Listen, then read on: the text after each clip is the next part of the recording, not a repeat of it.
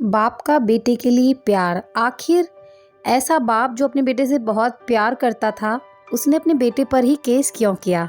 चलिए देखते हैं। एक बाप अदालत में दाखिल हुआ ताकि अपने बेटे की शिकायत कोर्ट में कर सके।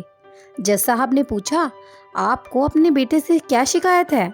बूढ़े बाप ने कहा कि मैं अपने बेटे से उसकी हैसियत के हिसाब से हर महीने का खर्च मांगना चाहता हूँ। जज साहब ने कहा, वो तो आपका हक है, इसमें सुनवाई की तो कोई ज़रूरत ही नहीं है।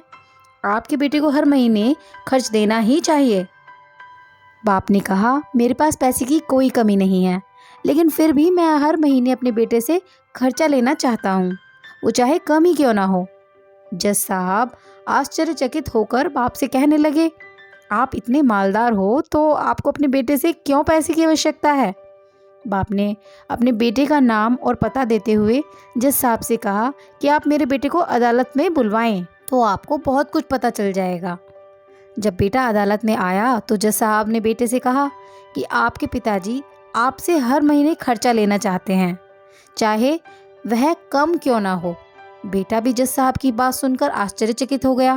कहने लगा, मेरे पिताजी बहुत अमीर हैं, उनके पास पैसे की भला क्या ज़रूरत है? जज साहब ने कहा, यह आपके पिता की मांग है और वह अपने में स्वतंत्र हैं। पिता ने जज साहब से कहा कि आप मेरे बेटे से कहिए कि वह मुझे हर महीना 100 रुपये देगा, और वो भी अपने हाथ से, और उस पैसे में बिल्कुल भी देरी नहीं करेगा।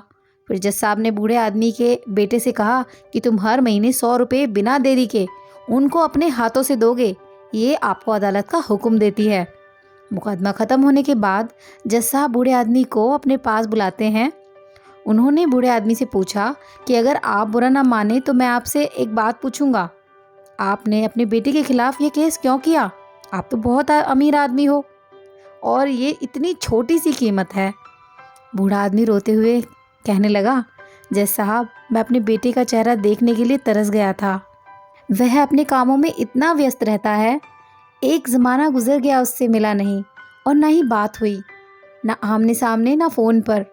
मुझे अपने बेटे से बहुत मोहब्बत है, इसलिए मैंने उस पर केस किया था ताकि हर महीने मैं उससे मिल सकूं और मैं उसको देख सकूं।